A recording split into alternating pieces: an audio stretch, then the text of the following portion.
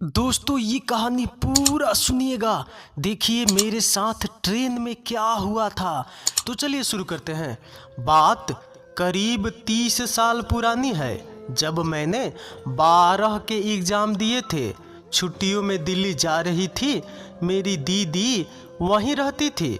उस समय ट्रेन में जाना, वो भी रात भर का सफ़र, बड़ा रोमांच पैदा करता था। उस पर उम्र भी वैसी। मैं ऊपर से शरारती पर अंदर से थोड़ी डरपोक हूँ। उस समय डर शायद ज़्यादा रहा होगा। खैर, मैं ट्रेन में बैठी सबसे ऊपर वाली बर्थ पर अपना चद्दर खोला, तकिया में हवा भरी और मज़े से एक पत्रिका पढ़ने लगी। उस समय मोबाइल तो होते नहीं थे। टाइम बिताने का जरिया पत्रिका ही होती थी। मैं ट्रेन का मुआवना करने लगी तो देखा मेरे बगल वाली बर्थ पर कोई खूबसूरत सा नौजवान बैठा चावल खा रहा था। चावल का दाना उसके मूंछों में लग गया था। वो बड़ी मासूमियत से बेखबर हो खा रहा था। मेरी हंसी छूट गई। उसने मेरी तरफ देखा और इशारे से बोला, क्या हुआ? उसके मुंह में चावल थे। मैं कुछ ना बोली। मैं मुंह चद्दर से ढककर सोने लगी, पर चुपके से उसे निहार भी रही थी। दिल की शरारत से मजबूर जो थी, वो खा पीकर हाथ टी शर्ट से पोंछ कर लेट गया। मैंने फिर उसको चुपके से निहारा। इस बार मैं पकड़ी गई। वो भी मुझे ही देख रहा था। मैं डर गई। अकेले जाना, वो भी रात का सफ़र। मैंने तय किया मस्ती बंद। पता नहीं क्या समझे, कुछ गलत ना कर बैठे। ट्रेन ने अपनी रफ्तार पकड़ ली थी। मैं डर की वजह से सो भी नहीं पा रही थी, पर पता नहीं कब मेरी आंख लग गई। फिर लगा कोई मुझे जगा रहा है। एकदम से चिल्लाने को हुई तो किसी ने मेरा मुंह बंद कर दिया। मेरी आवाज़ मुंह में ही बंद हो गई। आंखों से आंसू बह निकले। लगा अभी मेरे प्राण निकल जाएंगे। सांस रुक सी गई। हाथ कांप उठे। ट्रेन की मध्यम रोशनी में कुछ नज़र नहीं आ रहा था। देखने की कोशिश कर ही रही थी कि तभी आवाज़ आई, चिल्लाना नहीं। गौर से देखा, वही नौजवान था। उसकी गहरी काली आंखें, गोरा रंग, घुंघराले बाल। एक सेकेंड को मैं गुम सी हो गई। वो लड़का मुझसे बोला, मेरा स्टेशन आ गया है, मैं जा रहा हूँ। मेरा नाम अंबर है और तुम्हारा? मेरी घिघी बंध चुकी थी, बोल ही नहीं पाई। उसने मेरा हाथ पकड़ा और एक कागज का टुकड़ा रखकर चला गया। उसे जाते देखना मुझे सुकून दे रहा था। लगा जल्दी से चले जाए। वो मेरी तरफ हाथ हिलाता चला गया। मैं सुकून की सांस ली। लगा बच गए। वो कागज का टुकड़ा अभी मेरे हाथ में था। सोचा फेंक दूं, फिर लगा एक बार पढ़ कर फेंकूंगी, पर ट्रेन में इतनी रात लाइट जलाना ठीक न लगा और उस टुकड़े को बैग में रखकर मैं लेट गई। क्या लिखा होगा? कभी मन में गुदगुदी होती तो कभी डर उभर रहा था। लगा जल्दी से स्टेशन आए और मैं देखूं कि आखिर लिखा क्या है उस कागज में। मैं उत्सुकता के मारे सो ही नहीं पाई। मेरा स्टेशन आने वाला था। दिल जोर जोर से धक धक कर रहा था। स्टेशन पर गाड़ी अपने समय से 15 मिनट लेट रुकी। सुबह के 6 बज चुके थे।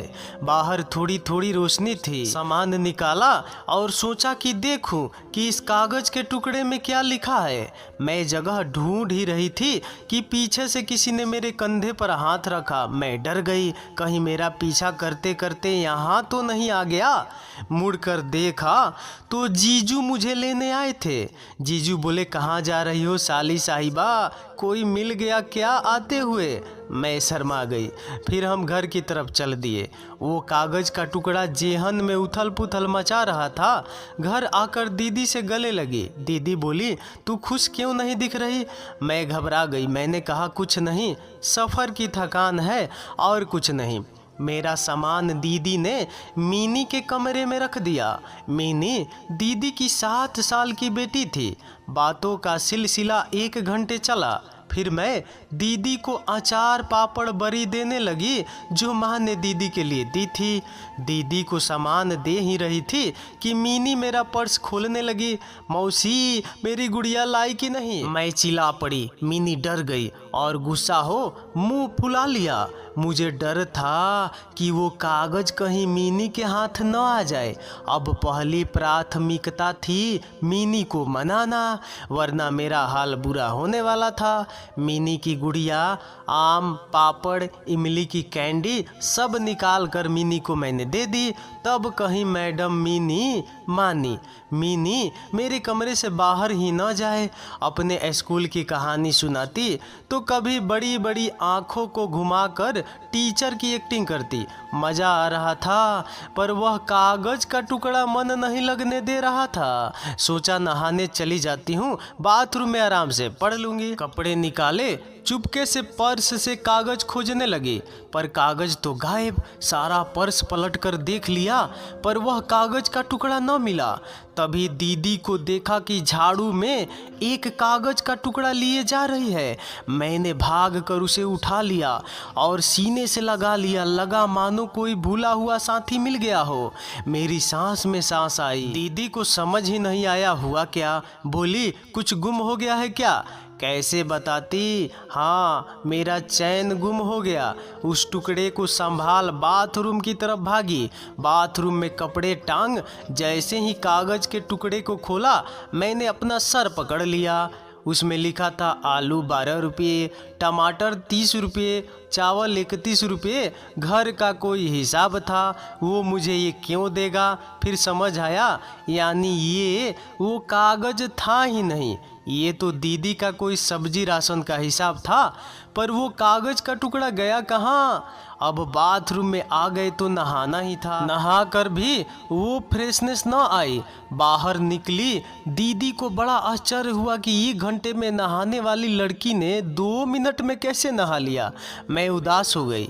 दोबारा अपने सारे सामान को उल्टा पलटा, अच्छे से चेक किया, पर कागज तो ऐसे गायब हुआ कि मिलने का नाम ही नहीं लिया। दिन गुजरते गए। अब दिल्ली में मेरे रहने और घूमने का सारा उत्साह खत्म हो गया।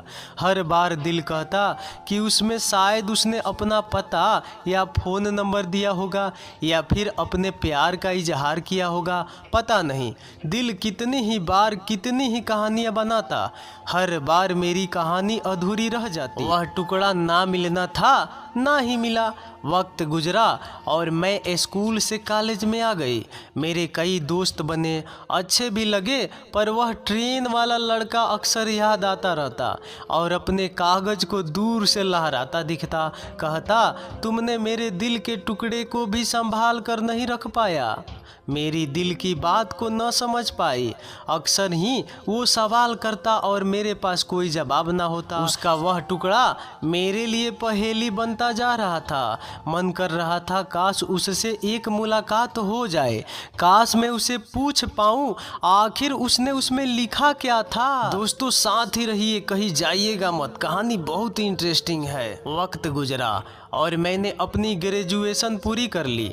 पोस्ट ग्रेजुएशन के लिए दूसरे कॉलेज में एडमिशन ले लिया। पापा अब मेरे रिश्ते के बात करने लगे थे। मुझे लगा अभी पोस्ट ग्रेजुएशन पूरी कर लूं तभी शादी का विचार करूंगी। मैं अपनी पढ़ाई में पूरी तरह से डूबी रहती, किसी से प्यार मोहब्बत का वक्त ही न मिलता। मेरी सारी दोस्तों का किसी न किसी से अफेयर था, पर मैं तो अभी भी उस ट्रेन की रात की पहेली को सुलझा नहीं पाई थी। कभी लगता दोबारा उस वक्त में पहुंच जाऊं और उस पल को दोबारा से जी लूं, पर सिर्फ किस्से कहानियों में ही ये संभव था। खैर, इसी बीच मेरी सबसे अच्छी दोस्त राधिका का रिश्ता तय हो गया। लगा थोड़ी रौनक आएगी ज़िंदगी में। हम दोनों बचपन से साथ साथ रहते थे। हम दो जिस्म एक जान थे। वह बहुत ही खूबसूरत थी। हाँ, पढ़ाई में थोड़ा कमज़ोर थी, पर दिल की बहुत अच्छी थी। अब तो सारा वक्त वह अपने होने वाले पति के बारे में बात करती। उस समय मोबाइल फ़ोन ना होने की वजह से बात बड़ी मुश्किल से लैंडलाइन पर ही हुआ करती थी। उसकी गोद भराई होनी थी और फिर उसके बाद अंगूठियों की भी अदला बदली होनी थी। राधिका उस दिन बहुत खूबसूरत लग रही थी। खूबसूरत तो मैं भी लग रही थी, ऐसा लोगों का कहना था। राधिका के ससुराल वाले आए, गोद भराई का कार्यक्रम हुआ, फिर आया रिंग सेरेमनी का वक्त। मुझे भी राधिका के होने वाले पति को देखना था, वह राधिका के लायक है भी या नहीं। राधिका ने दूर से इशारे से दिखाया, देखो वह रहे तुम्हारे जीजू। जो देखा वह आंखों पर विश्वास ही न हुआ। 5 साल से जिस चेहरे को भूलने का प्रयास कर रही थी वह यहाँ। लगा ये तो मेरी नज़रों का धोखा है, पर नहीं। उसके कदम जितने मेरे नज़दीक आ रहे थे, मैं खुद को छुपाने का प्रयास कर रही थी। पर 5 साल पहले भी उस रात पकड़ी गई थी और आज भी हमारी नज़रें जब एक दूसरे से टकराई तो लगा एक तूफान आ जाएगा और हम दोनों ही उसमें बह जाएंगे। राधिका बोली, ये है अंबर और ये मेरी सबसे प्यारी दोस्त। अंबर बीच में ही बोल उठा, इनका नाम जानने के लिए तो 5 साल से बेचैन हूँ। अब बारी राधिका के चौंकने की थी। वो बोली, क्या तुम एक दूसरे को जानते हो? अंबर कुछ बोले इससे पहले ही मैंने कहा, बड़े मजाकिया है जीजू आप तो। साथ ही आंखों से मना किया कि राधिका को कुछ न बताए। वैसे बताने लायक था भी कुछ नहीं। अंबर की नज़रें राधिका पर कम, मेरे ऊपर ज़्यादा थी, ऐसा मुझे प्रतीत हुआ। एक समय ऐसा भी आया जहां हम दोनों ही थे और कोई न था। मन किया एक बार पूछूं कि उस कागज के टुकड़े में तुमने क्या लिख कर दिया था, पर आवाज़ आज भी नहीं निकली। अंबर ही बोला, कैसी हो? मैंने हाँ में सर हिला दिया। अंबर बोला, तुमने कभी जवाब ना दिया? मैंने प्रश्नवाचक निगाह उसकी तरफ डाली। फिर लगा अंबर ने शायद कुछ ऐसा उस कागज़ में लिखा था जिसका जवाब चाहता था, पर मैंने पढ़ा हो तब तो जवाब दूं, उससे पूछने का साहस ही न हुआ। मैंने कहा, जाने दो, और वहाँ से जाने को हुई तो अंबर ने जाते हुए मेरा हाथ पकड़ लिया। ट्रेन का वह हाथ पकड़ पर्ची देना याद आने लगा। मेरी आंखों से आंसू बह निकले। तभी राधिका और सब लोग आ गए। खुद को संयमित कर मैं वहाँ से हट गई और राधिका की अंगूठियाँ बदली गई। अंबर की नज़रों में एक सवाल था, पर क्या समझ नहीं पा रही थी। उसने कुछ तो लिखा था, शायद अपने प्यार का इजहार, और वह मुझसे जवाब चाहता था। पर अब वह मेरी सहेली का जीवन साथी बनने जा रहा था, पर दिल कहता बना तो नहीं, दिमाग कहता नहीं, अब कुछ नहीं हो सकता। और एक नज़र का प्यार सिर्फ कहानियों में ही अच्छा लगता है। दिमाग कहता एक आकर्षण ही तो था, पर दिल जवाब देता कि नहीं, वो 5 साल से कहाँ भूल पाई थी। और अंबर की आंखों से भी लग रहा था कि वह उसे तलाश रहा था, पर क्यों? ऐसा क्या हमारी आंखों ने रिश्ता बनाया था उस रात जो अभी तक चल रहा था। सारा प्रोग्राम हो गया। तभी राधिका ने कहा कि अंबर बहुत अच्छा लिखता और गाता है। सब लोग जिद करने लगे। अंबर ने गाना शुरू किया, जब कोई तुम्हारा हृदय तोड़ दे, तड़पता हुआ जब कोई छोड़ दे, तब तुम मेरे पास आना प्रिय, मेरा दर खुला है, खुला ही रहेगा तुम्हारे लिए। गाना क्या था, लगा दिल निकाल कर रख दिया हो। तालियों से हॉल गूंज उठा। अंबर कनखियों से मुझे ही देख रहा था। मैं उठकर कहीं और चली गई, कहीं कुछ गड़बड़ ना हो जाए। उसके घर के लोग जाने लगे, सबकी विदाई की गई। जाते जाते अंबर बोला, मुझसे दोस्ती करोगी? उसने हाथ बढ़ाया।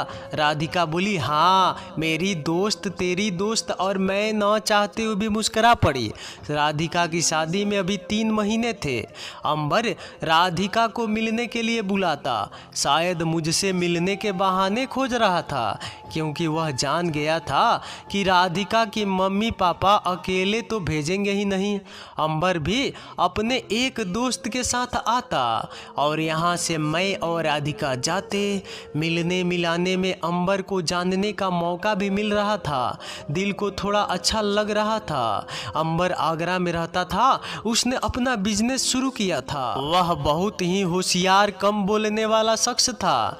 एक बार जब राधिका कहीं और थी तो उसने फिर पूछा, तुमने जवाब क्यों नहीं दिया?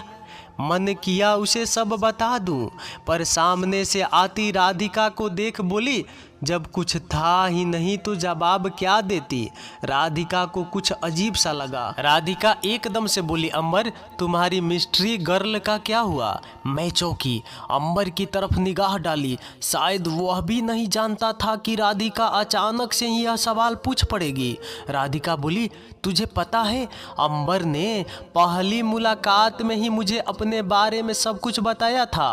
अंबर को कोई लड़की पसंद आई थी, पर अंबर के लिए वह मिस्ट्री ही बनी रही। उसकी तस्वीर भी अंबर ने मुझे दिखाई थी, जो उसने खुद कल्पना करके बनाई थी। अरे हाँ राधिका, उसकी शक्ल तेरे से बहुत मिलती है, क्यों है ना अंबर? हम दोनों ही सकपका गए, हाथ पैर मेरे ठंडे पड़ गए। मैंने राधिका से कहा, चलो अब बहुत देर हो गई है, घर पहुँचते पहुँचते शाम हो जाएगी, फिर अंकल आंटी मेरी डांट लगाएंगे। मैं बातों का रुख बदलना चाह रही थी, जिसमें मैं सफल भी रही। घर आकर मैं रात भर सो न सकी। यह क्या कर रही हूँ मैं? राधिका मेरी सबसे अच्छी दोस्त है, कितना भरोसा करती है मुझ पर। जब उसे सब पता चलेगा तो उसका तो दोस्ती पर से भरोसा ही उठ जाएगा। अंकल आंटी क्या सोचेंगे? इन सब विचारों को सोच सोच कर मेरा सर दर्द होने लगा। अगली सुबह मैंने निर्णय किया, कुछ भी हो जाए मैं अंबर से नहीं मिलूंगी। हम तीनों के लिए ही यह सही रहेगा। 3-4 दिन बाद ही राधिका ने बताया कि अंबर मिलना चाहता है, तो मैंने बहाना बना दिया। मुझे लगा दोनों अकेले वक्त बिताएंगे तो शायद दोनों के लिए ही अच्छा होगा। इस तरह करीब 15 दिन गुजर गए। मैं हर बार कोई ना कोई बहाना बना देती, लेकिन पता चला अकेले होने की वजह से राधिका अंबर से सिर्फ एक बार ही मिली थी। अंकल आंटी राधिका को अकेले नहीं भेजते। उसने बताया, अंबर फोन पर मेरे बारे में पूछता रहता है। राधिका ने चुटकी ली शायद तेरी।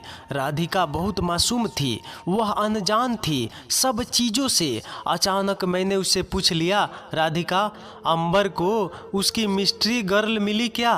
राधिका बोली, अरे छोड़ो ना उसको, 5 साल में ना मिली तो अब कौन सा मिलने वाली, और मिल भी गई तो भी क्या, अब अंबर मेरा है, मैं उसे अब किसी का नहीं होने दूंगी। मुझे अपने सारे प्रश्नों के जवाब मिल गए थे। मैंने निश्चय किया कि इस चैप्टर को यहीं बंद कर दूंगी, पर अंबर क्या सोचता है? क्या अंबर इस चैप्टर को बंद कर पाएगा? राधिका के कहे शब्द मेरे कानों में गूंजने लगे कि मिस्ट्री गर्ल अंबर के लिए मिस्ट्री ही रहेगी। मुझे लगा सही ही तो कह रही है राधिका, अब उसे अंबर के बारे में सपने में भी नहीं सोचना चाहिए। राधिका तो उसकी सबसे प्यारी दोस्त है, अंबर का क्या? सिर्फ ट्रेन की उस छोटी सी मुलाकात पर अपने दोस्त की जिंदगी दांव पर नहीं लगा सकती वह। ऐसे ही मैंने 15 दिन निकाल दिए। राधिका से पता चलता रहा कि अंबर अब राधिका से मिलने के लिए नहीं कहता, न ही उन दोनों की फोन पर ज़्यादा बात हो रही है। राधिका भी अब दुखी रहने लगी। बोली, पता नहीं क्यों अंबर अब बदल गया है। शादी पास आ रही है और अंबर में कोई उत्साह नहीं दिख रहा है। ना तो अंबर अब फ़ोन करता है, ना ही राधिका को मिलने के लिए बुलाता है। मैं समझ नहीं पा रही थी कि क्या करूं और क्या ना करूं। अंबर चाहता क्या है, वह क्यों यह सब क्या कर रहा है? अंबर क्यों नहीं समझ पा रहा है कि उस रात ट्रेन में दोनों की नज़रों का टकराना एक हसीन इत्तेफाक था जिसे भूल कर दोनों को आगे बढ़ना ही होगा, वरना कई परिवार बिखर जाएंगे और दूसरों की बद्दुआ लेकर हम भी खुश रह पाएंगे क्या। वक्त बीतता जा रहा था, राधिका का दुख भी वक्त के साथ बढ़ रहा था। उस प्यारी सी दोस्त के मन पर चिंता की लकीरें थी। एक दिन रोते रोते बोली, लगता है कि अंबर को उसकी मिस्ट्री गर्ल मिल गई है, इसलिए वह उससे बात नहीं करता। तू ही बता मैं क्या करूं। मैं अंबर के बिना नहीं रह सकती। अभी यह हाल है तो शादी के बाद अंबर मुझसे बात करेगा या नहीं, तू बता मैं क्या करूं। राधिका की बातें मेरे दिल को आने वाले तूफान से डरा रही थी। जल्दी ही कुछ करना पड़ेगा वरना सब खत्म हो जाएगा, पर क्या करूं समझ नहीं आ रहा था। रात मैंने सोचते सोचते गुजार दी। सुबह मैंने अंबर के घर फोन लगाया। नंबर मुझे पता था, राधिका अक्सर मेरे सामने ही डायल करती थी। उसके पिताजी या भाई ने उठाया। मैंने अंबर से बात करने को कहा। अंबर के हेलो बोलते ही मेरी सांसें तेज हो गई और मैंने फ़ोन काट दिया। नहीं, मैं अंबर से बात नहीं कर सकती, पर बात तो करना ही पड़ेगा। दोबारा फ़ोन लगाया। इस बार अंबर ने ही फ़ोन उठाया। मेरे बोलने से पहले ही बोल उठा, मुझे पता है कौन बोल रहा है। मैं तुम्हारी धड़कन को फ़ोन पर भी महसूस कर सकता हूँ। आज शाम 5 बजे ग्रीन पार्क में आ जाना। एक ही सांस में बोल दिया और फ़ोन खटाक से रख दिया। लगा वक्त आज थम सा गया है। घड़ी को बार बार निहारती। आज पता चला 1 घंटे में 60 मिनट और हर मिनट में 60 सेकेंड होते हैं। मैं आधा घंटा पहले ही पहुँच गई थी। अंबर को क्या क्या कहना है बार बार दोहरा रही थी। 5 बज गए लेकिन अंबर नहीं आया। मुझे लगा शायद नहीं आने वाला। 5:15 पर वही नौजवान मेरे पास चला आ रहा था जिस ट्रेन में उस रात मैं चुपके चुपके से निहार रही थी। जैसे जैसे वह मेरे पास आ रहा था मेरे दिल की धड़कन बढ़ती जा रही थी। क्या कहना है सब दिमाग से उड़ता जा रहा था। मैं कुछ बोल भी पाऊंगी या नहीं, हमेशा ही तो खामोश रह जाती हूँ, पर आज तो बोलना ही होगा। मैंने अपने आप को कंट्रोल किया। अंबर पास आकर बोला, बहुत खूबसूरत लग रही हो, उस रात की तरह। मैंने अंबर को ऐसे देखा मानो उसने कोई बहुत बड़ी खता कर दी हो। अंबर कुछ बोले उससे पहले ही मुझे बोलना ठीक लगा। देखो अंबर, तुम क्या मेरे बारे में सोचते हो मुझे नहीं पता, न ही मैं जानना चाहती हूँ। मेरे रास्ते तुम्हारे दिल की तरफ नहीं है। तुम राधिका के होने वाले हस्बैंड हो, इससे ज़्यादा मेरा तुमसे कोई वास्ता नहीं है। और हाँ, मेरे बारे में सोचना छोड़ दो और राधिका के साथ आगे बढ़ो। इतना कहकर मैं जाने लगी। अंबर मुझे देख मुस्कुराता रहा। मुझे उसकी मुस्कुराहट पर गुस्सा आ रहा था। अंबर बोला, तुम इधर उधर देख कर क्यों बोल रही हो? मेरी आंखों में आंखें डाल कर बोलो। क्या वाकई मैं तुम्हारे दिल में मेरे लिए कुछ नहीं है? तुम जब चाहो दिल में आ जाओ, जब चाहे चली जाओ। मैं 5 साल से तुम्हारे जवाब का इंतजार कर रहा हूँ। उस रात तुम्हारी मुस्कान, तुम्हारा चुपके चुपके मुझे निहारना आज तक याद है। तुम उस रात सो गई पर मैं नहीं। मैं तुम्हें ही नहीं निहारता रहा। इतनी कशिश थी तुम्हारे चेहरे में कि आज तक नहीं भूल पाया तुम्हारा चेहरा। पर तुमने कभी जवाब क्यों नहीं दिया? सचमुच तुम्हारे दिल में मेरे लिए कुछ नहीं था। अंबर की आंखों में देखने की मेरी हिम्मत ना हुई। लगा जो मैं कहने व करने आई हूँ वह शायद अब नहीं हो पाएगा। अंबर से बिना कुछ कहे मैं जाने को हुई।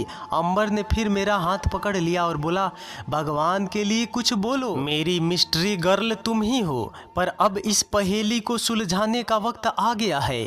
मैं आगे कैसे बढ़ूं? जब तुम्हारे आकर्षण की बेड़ियां मेरे पैरों में है, इन्हें खोल दो और मुझे आज़ाद कर दो और खुद भी आज़ाद हो जाओ। मैं क्या बोलती? बोलना तो बहुत कुछ चाह रही थी, सब कुछ बताना था, पर राधिका के आंसू मुझे रोक रहे थे। राधिका की खातिर मुझे अपने होठों को सीलना ही ठीक लग रहा था। मैं बोली, जो तुम्हें समझना है समझो, पर मेरे तुम्हारे रास्ते कभी एक नहीं हो सकते। और मैं उठकर जाने लगी। तभी पीछे से आवाज आई, ठीक है, तुम्हें मेरी बात नहीं सुननी मत सुनो, पर एक बात सुनती जाओ, मैं आज ही राधिका से शादी तोड़ रहा हूँ। अंबर के शब्दों से मेरे पैर वहीं रुक गए, मैं आगे बढ़ ही नहीं पाई। अंबर ये क्या बोल गया? मुझे क्यों ऐसे दो राहें पर खड़ा कर रहा है? जहाँ से किस रास्ते से जाऊं समझ ही नहीं आ रहा था। अंबर वापस जाने लगा। मैं डर गई, कहीं वाकई में यह राधिका से रिश्ता ना तोड़ दे। मैं भाग कर उसके पास गई। पहली बार आज मैंने उसके हाथ को पकड़ लिया। उन हाथों को थाम कर लगा कि अब मुझे किसी सहारे की जरूरत नहीं। पर नहीं, यह तो किसी और का सहारा है, कोई और नहीं, मेरी बेटी, मेरी जान राधिका का। अंबर ने मेरी आंखों में झांका, जिनमें दो बड़े बड़े मोती जैसे आंसू टपक रहे थे। मेरा हाथ थाम बैठाया, फिर बोला, तुम क्यों पहेली बनी हो मेरे लिए? जब से मिली हो मेरा सब छीन लिया है। पता है, बहुत ही मस्त किस्म का लड़का हुआ करता था मैं, पर जब से तुम्हें देखा पता नहीं क्या हो गया है। हर पल तुम्हारी आंखें मेरा पीछा करती रहती है, मानो पूछ रही हो, अंबर क्या मेरे बनोगे? सच कह रहा हूँ, इन 5 सालों में एक दिन भी ऐसा नहीं बीता जब तुम्हारा ख्याल न आया हो। मैंने कहा कि राधिका से शादी करने को कैसे मान गए? अंबर बोला, राधिका का जब रिश्ता आया तो मैंने मना कर दिया, पर पापा ने बोला एक बार मिल लो, मिलने में क्या हर्ज है। मैंने भी सोचा चलो पापा का मन रख लेता हूँ, पर राधिका से मिला तो मैंने उसे सब कुछ बता दिया।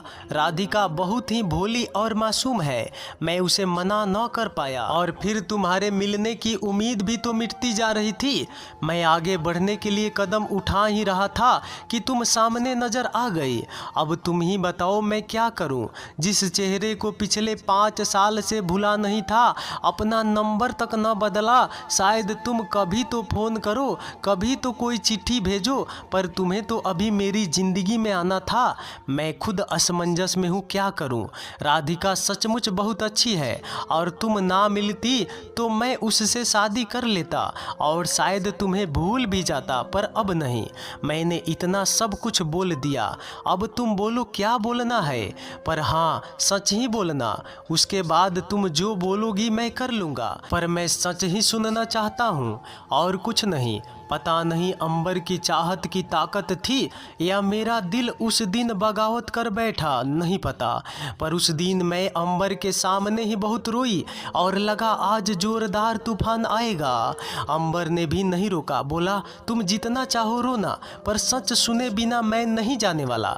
आज मुझे कुछ उलझे हुए रिश्ते को सुलझाना था, नहीं तो कोई भी रिश्ता टूट सकता था। हर रिश्ते का अपना महत्व होता है, कम या ज़्यादा नहीं। राधिका मेरी दोस्त थी, पर अंबर के जज्बातों से खेलने का भी मेरा कोई अधिकार तो ना था। उसे सच सच बताना ही होगा, वरना वो राधिका से शादी करके भी खुश नहीं रह पाएगा, ना ही राधिका को खुश रख पाएगा। मैं यह सोच ही रही थी कि अंबर ने मुझे हिलाया, कुछ तो बोलो। मेरे होठ हिले, शब्द अपने आयाम ढूंढ रहे थे, और फिर आवाज आई, अंबर ये सच है, जिस दिन से मैंने तुम्हें देखा है मैंने भी हर पल हर दिन तुम्हें याद किया है। हाँ अंबर, आज मैं तुमसे सच ही कहूँगी, उसका जो भी परिणाम निकले मुझे मंजूर होगा, पर अब मैं चुप नहीं रहूँगी, तुम्हारे हर सवाल का जवाब दूंगी। अंबर, उस रात मेरा तुम्हें निहारना उस उम्र की शरारत थी, तुम्हारी जगह कोई और होता तो भी मैं शायद मैं यही करती। हाँ तुम अच्छे लगे थे, और उस उम्र में सभी अच्छे लगते हैं। तुम एक कागज का टुकड़ा दे गए थे, लेकिन मैंने उसे पढ़ा ही नहीं, क्योंकि वह कागज का टुकड़ा मुझसे गुम हो गया था। मैं तुमसे मिलना चाहती थी, इसलिए नहीं कि मुझे तुमसे प्यार था, बल्कि जानना था कि आखिर उसमें तुमने लिखा क्या था। अब नहीं पता तुमने उस रात मेरे बारे में क्या सोचा, पर सच्चाई यही है, वह कागज का टुकड़ा जो कभी मुझे मिला ही नहीं, इस कहानी का सूत्रधार बन गया। मैं बेचैन रही कि जानूं उसमें लिखा क्या था, और तुम्हारी बेचैनी थी कि मैंने जवाब क्यों नहीं दिया, पर अब इतना तो जान ही गई हूँ कि उस कागज में क्या लिखा होगा। अंबर, तुम्हारा हमारा साथ उस रात तक का ही था। वह एक खूबसूरत मोड़ था जहाँ से हम दोनों अपने अपने रास्ते मुड़ गए। मैं यह नहीं कहती कि तुम मुझे अच्छे नहीं लगे या तुम में कोई कमी है, पर अंबर, हर चीज का वक्त होता है। आज मैं इतनी खुदगर्ज हो जाऊं कि अपनी ही दोस्त का भरोसा तोड़ दूं, फिर इस बात की क्या गारंटी है कि हम दोनों का भरोसा एक दूसरे पर बना रहेगा। अंबर, तुम वाकई बहुत अच्छे हो। हम इस रिश्ते को क्यों कोई नाम दे? बिना नाम के रिश्ते में अपनापन होता है, क्योंकि कोई उम्मीद नहीं होती। अंबर इतनी देर से चुपचाप सुने जा रहा था, मुस्कुराया और बोला, तुम इतनी अच्छी हो, अब तुम ही बताओ, तुमसे प्यार होने से मैं अपने आप को कैसे रोक लूं? उस रात तुम्हारी मासूमियत ही मुझे अच्छी लगी थी, उस वक्त भी तुम दिल में बस गई थी, और आज तो तुम्हें जानकर पहचान कर तुम पर प्यार के साथ साथ सम्मान के भाव भी आ रहे हैं। कितनी गहराई है तुम्हारे अंदर। इस उम्र की लड़कियां अक्सर मौज मस्ती में रहती है, उन्हें दूसरे के जज्बातों की कोई कदर नहीं होती, पर तुम्हें देखो, इतनी कम उम्र में इतनी समझदारी। फिर भी तुम्हें निराश नहीं करूंगा। मैंने तुमसे वादा किया था, तुम जो चाहोगी वही होगा, इसलिए अब निसंकोच बोलो, तुम क्या चाहती हो? आज मैं तुम्हें जानकर पहचान कर बहुत खुश हूँ कि 5 सालों से जैसी छवि मैं तुम्हारे बारे में बनाता रहा और बिगाड़ता रहा, तुम उससे भी ज़्यादा अच्छी हो और तुम्हारी बात मैं नहीं टाल सकता। इसलिए आज जो चाहो मुझसे मांग लो। मैं वचन देता हूँ कि खुशी खुशी तुम्हारी बात मान लूँगा और बिना तुमसे कुछ कहे यहाँ से चला जाऊँगा। कहानी अपने अंतिम छोर में पहुँच चुकी है दोस्तों, कृपया अपना साथ बनाए रखें। मैं क्या कहती, अंबर ने तो सब कुछ मेरे ऊपर छोड़ दिया था, पर आज इस कहानी को ख़त्म तो करना ही था, वरना यह कई जिंदगियों को तबाह कर सकती थी। अगर यहाँ से हम दोनों ने सही निर्णय न लिया तो 3 जिंदगियाँ पर फर्क पड़ने वाला था। मैं गहरी सोच में थी, अंबर ने ही मुझे मेरी सोच से बाहर निकाला। बोला, बोलो क्या चाहती हो तुम? मैंने कहा, अंबर, मेरे चाहने या ना चाहने से कुछ नहीं होता, होना वह चाहिए जो सही है और जिसमें सबकी खुशी हो।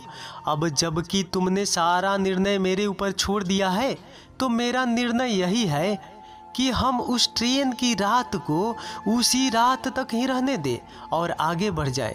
तुम्हारी मिस्ट्री गर्ल एक खूबसूरत याद की तरह तुम्हारे जीवन में रहे और तुम्हारा मुस्कुराता चेहरा मेरी यादों में एक खूबसूरत से एहसास के साथ रहे। कोई शिकवा शिकायत ना हो हमारे बीच। मैं राधिका से बहुत प्यार करती हूँ और उसके दुख की वजह नहीं बनना चाहती। मैं खुश भी नहीं रह पाऊँगी उसका दिल तोड़कर। उस दिन तुमने एक गाना सुनाया था, आज एक गाने की 4 लाइन मैं तुम्हें सुनाती हूँ। छोड़ दे सारी दुनिया किसी के लिए, ये मुनासिब नहीं आदमी के लिए, प्यार से भी ज़रूरी कई काम है, प्यार सब कुछ नहीं जिंदगी के लिए, छोड़ दे सारी दुनिया किसी के लिए, एक दिया काफ़ी है रोशनी के लिए। गाना गाते गाते मेरा गला भर गया। अंबर मुझे समझ गया था और मुझे समझाते समझाते थक गया था, इसलिए मुस्कुराया और बोला, जो हुक्म मेरी मिस्ट्री गर्ल। पर हाँ, मेरी भी एक शर्त है। मैं डर गई थी। अंबर क्या मांग बैठे? अंबर बोला, डरो नहीं, मैं ऐसा कुछ नहीं मांगने वाला जो तुम ना दे पाओ। शर्त है कि तुम हमेशा मेरी दोस्त रहोगी, कभी हमारी दोस्ती खत्म नहीं होगी। और हाँ, अगले जन्म की बुकिंग रखना, अगली बार कोई लोचा नहीं चाहिए, तुम अगले जन्म में मेरी ही रहोगी। अंबर का ऐसा रूप देख आज सच में उससे प्यार हो गया। लोग अपने प्यार को पाने के लिए पता नहीं क्या क्या करते हैं, पर उसने बड़े सहज भाव से मेरी बात का मान रखा। आज इस बात को 22 साल हो गए हैं मेरी ज़िंदगी में। अब अंबर और अरविंद दोनों ही है और ज़िंदगी भी बड़ी खूबसूरत है। अभी भी अंबर से मेरी बात होती है, हम अभी भी अच्छे दोस्त हैं। मुझे या अंबर को अपने निर्णय पर कभी पछतावा नहीं हुआ, क्योंकि हमारे बीच आज भी सच्चा प्यार है जिसे हमने दिल से महसूस किया और निभा भी रहे हैं। राधिका बहुत खुश है। वो कभी समझ ही नहीं पाई कि अंबर की मिस्ट्री गर्ल कौन है। आज भी जब ट्रेन में बैठती हूँ और किसी लड़की को निहारते पाती हूँ तो आती है ट्रेन की वो रात याद जो एक अच्छा दोस्त दे गई, और एक ऐसी आसास जिसे मेरे दिल से कभी कोई जुदा नहीं कर सकता। अंत तक साथ बने रहने के लिए आपका दिल से बहुत बहुत आभार। आपको कहानी कैसी लगी अपनी राय अवश्य दे, और हाँ, कहीं और कमी लगे तो कमेंट में ज़रूर बताइएगा और एक लाइक ज़रूर कर दीजिएगा। तो चलिए अगले वीडियो मिलते हैं, तब तक नमस्कार, धन्यवाद, बाय बाय और लव यू।